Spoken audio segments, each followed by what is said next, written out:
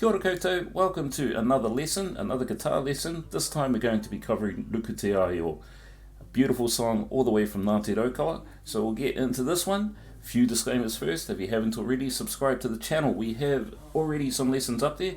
We've got some more on the way and a lot more things to do. So you can come along and join this journey that we're on, this haere. Another disclaimer for this one, there are plenty of versions of this song. So Nuku Te Āio has been covered numerous times, and so therefore there are lots of different variations to the word. I'm not too sure if it's dialect changes. By the looks of it, it is, which is ka pai as well. But just a little disclaimer in there that this is the version that I know and the words that I go with for this one.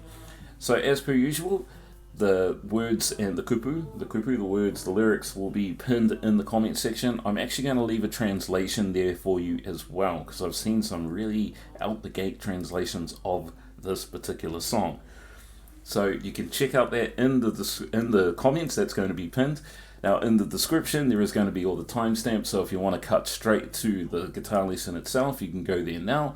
If you want to figure out some of the chords, you can go there now. Or if you just want to have a play along with the jam track, which will be at the end of the video, you can go there now in the timestamps with the description right there. Second little thing with this particular Waiata 2 is because there are so many different so many different performers of this, I'm actually unsure on who is the original writer.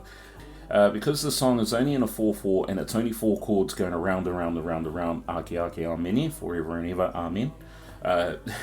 This means that you can kind of mix it up a little bit with the chords if you want to, in terms of the embellishments and the extensions that you want to add, if you're that way inclined, if you're advanced enough to know that, particularly if you're a jazz guy and you really know your harmony. So you can add all sorts of things into it, major 7th, dominant 7ths, diminishes if you want to, chromatic runs as well. This song will open up to those kind of things because it's a very simple, very simple chord progression. But in saying that, Inari, let's get on with it and we will start moving into the song. Nuku Te Āio, let's go.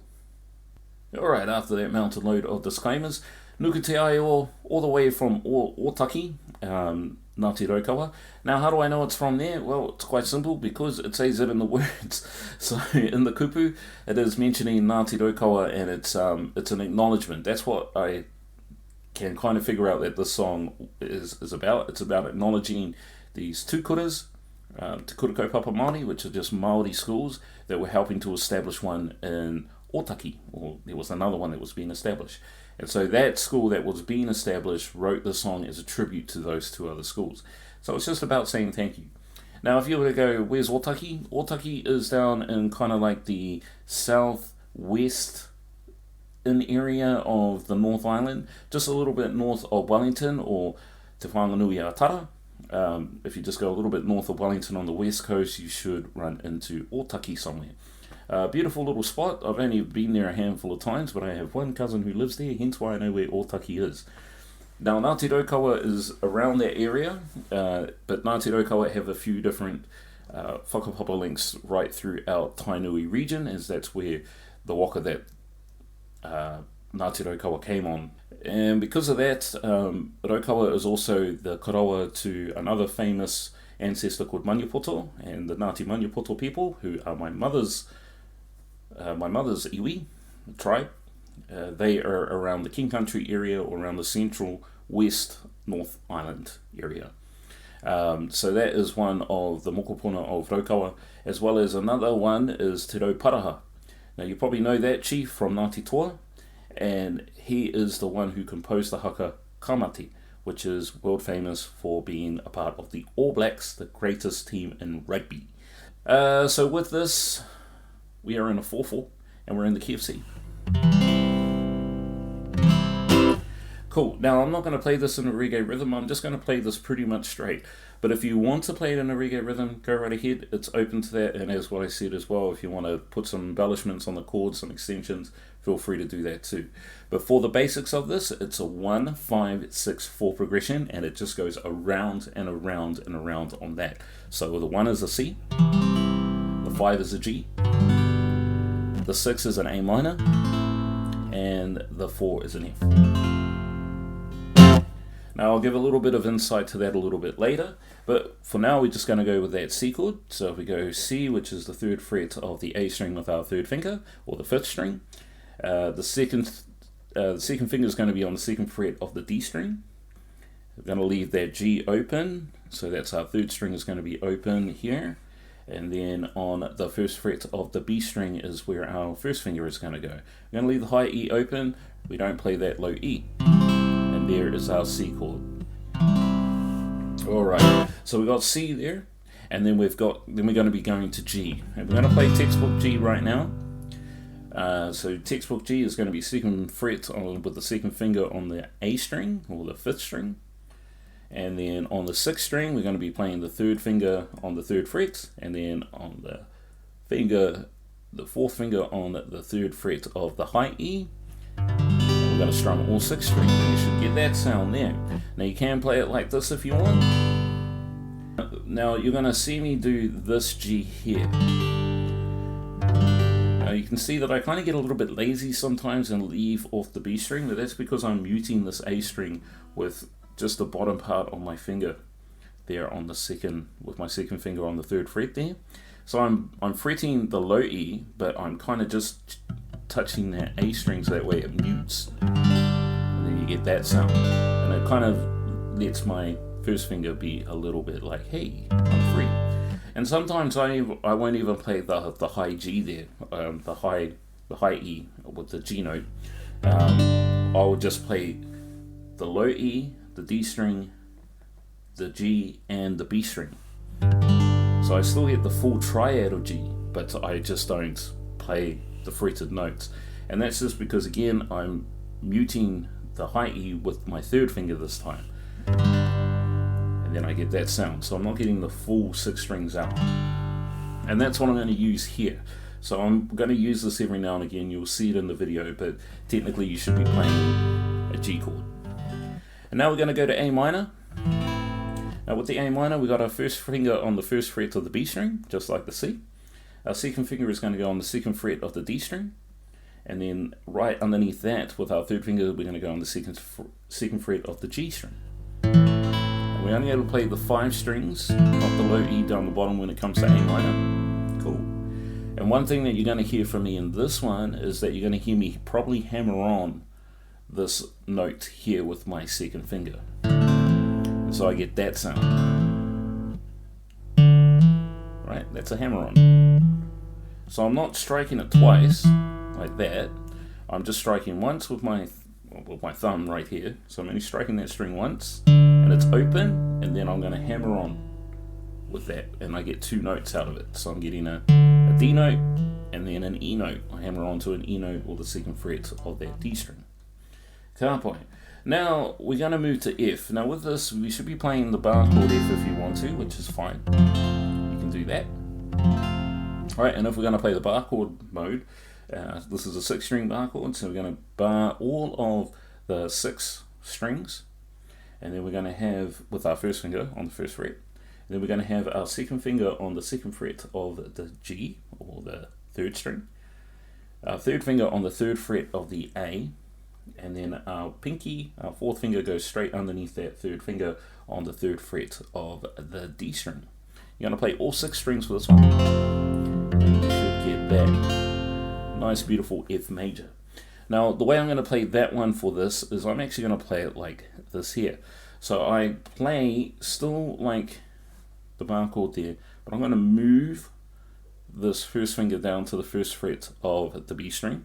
So it's kind of like you're playing the C, but we're holding this F shape, and then I'm going to move my thumb over the top and then play the F bass note on the low E there with my thumb right there.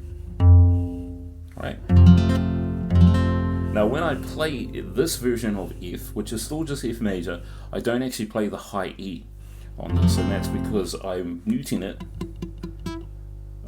Right, that's the open high E, but I'm muting it with my 1st finger. So even though I'm placing my 1st finger on the 1st fret of the B string, the 2nd string here on the 1st fret, I'm actually lightly touching it so that way it doesn't. And that just opens it up for me to get that sound out of it. So I'm actually hammering on with my second finger on the second fret of the G string there. So going from a G to an A. And just like how we did the hammer on, we get that sound. Cool, ka pai. So those are all the 4 chords. Now, as what we know, it's the 4/4 count, and it's basically like 2 counts per chord. Okay, so if we were to go,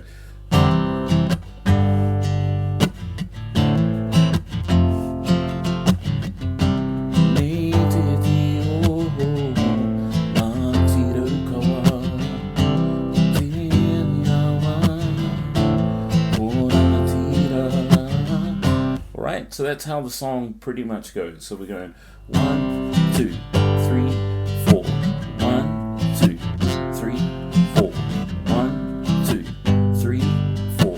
1, 2, 3, 4. Okay, and it's like that for the whole entire way. So you just basically play that, and then you've got the whole song down. You just got to learn the kupu, the words. Now with this song, as I said, because it's so open and free, I kind of switch between what I call textual playing. And so I'll play more like the verses muted with my right hand, and that's just, all I'm just doing is I'm just keeping the bottom of my palm, this part here, just on the strings, and then I'm still just getting this up-down movement with my index finger and my thumb. Yeah, and I get this muted sound. This is what makes it more percussive. And so I'll do that for like the verses, and then I'll open the strum up a little bit more just to give it a bit more oomph in the chorus. So when we're going Nuku Te Āio, Nuku Te Āio, Nuku Te Āio, Nuku Te Āio. Right, and then it just helps to kind of give a little bit of movement to the song instead of just playing the same chords all the way through, just playing them slightly differently in terms of the way that you play them. Just brings a couple of things. You can even play closer to the bridge during the verse. So the bridge is this part of the guitar here, and if you play more towards there, you get more cut and more attack to the playing. You get more treble into the tonality of your playing, where if you were to move more towards the neck, you're going to get a little bit more rounded and a little bit more bass tone coming through. So if I was to demonstrate that for you. Yeah,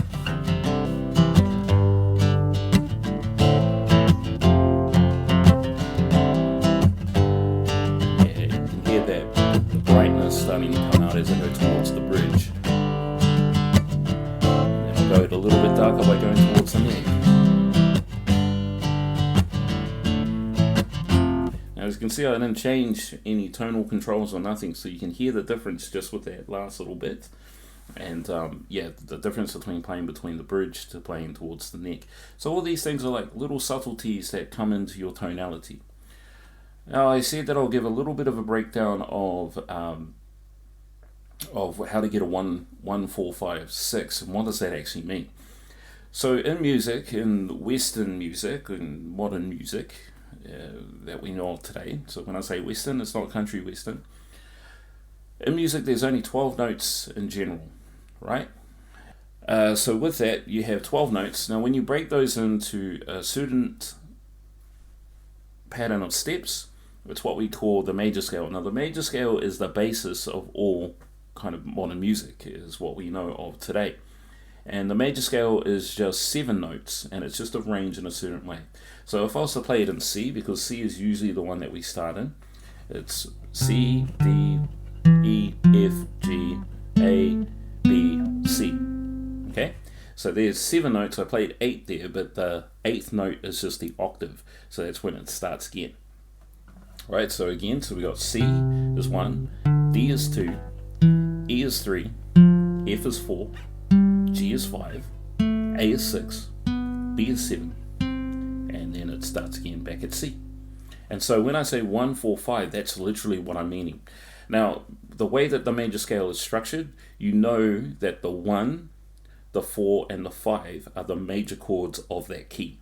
So when I say it's in the key of C, we go, okay, cool, well, C is the 1, and because F is the 4, well, that's an F major, and because G is the 5, that's a G major. Cool. So the 2, the 3, and the 6 are the minor chords.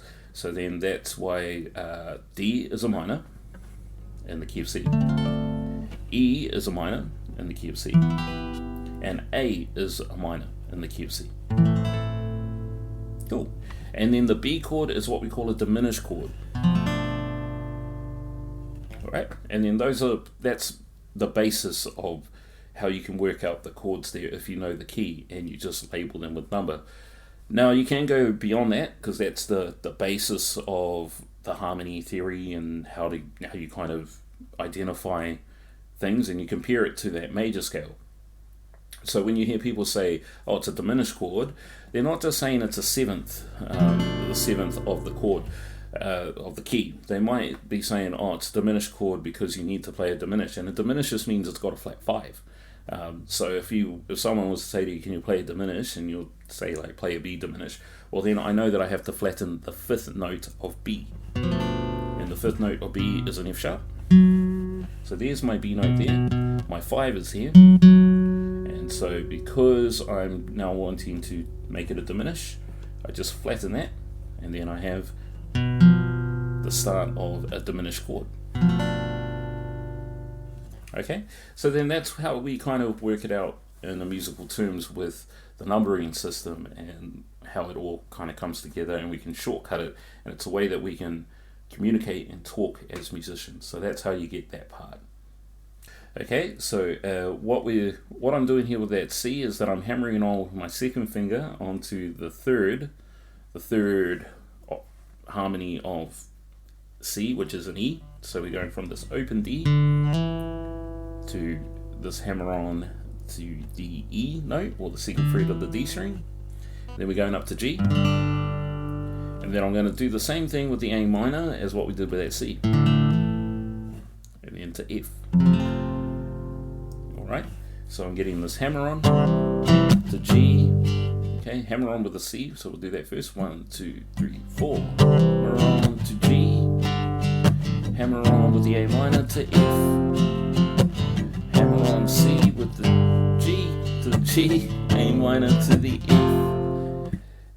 And that's just something to give it a little bit of flavor in there. As what I said, it's the same 4 chords going around, so you got to kind of mix it up a little bit to make it a little bit interesting, particularly if you've played for a while. But you can keep that going, and you can see how you go with the words.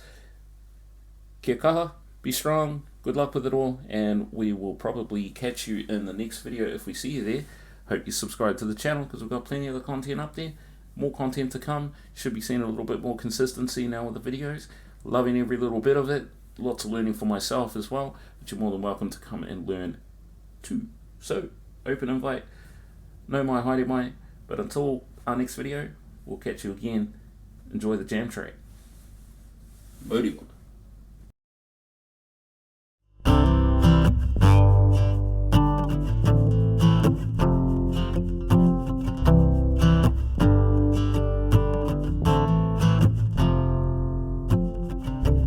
Ngāti te Āio, Ngāti Raukawa, te Ngāti Awa, tō rangatira, e whakamanoa atu nei. Ki oku rau rangatira, Nuku Te Āio, Nuku Te Āio, Nuku Te Āio, Nuku Te Āio, Nuku Te Āio, Nuku Te Āio, Nuku Te Āio, Nuku Te Āio. Ka mihi ki ngā hama nā ki tanga I uwhia mai ai he koutou. Wai mana whenua te hohonu, nei te whakahoki atu nei te hau, ko te whakaro. Nuku Te Āio, Nuku Te Āio, Nuku Te Āio, Nuku Te Āio, Nuku Te Āio, Nuku Te Āio. Te Āio, Nuku Te Āio, Nuku Te Āio, Nuku Te Āio, Nuku Te Āio.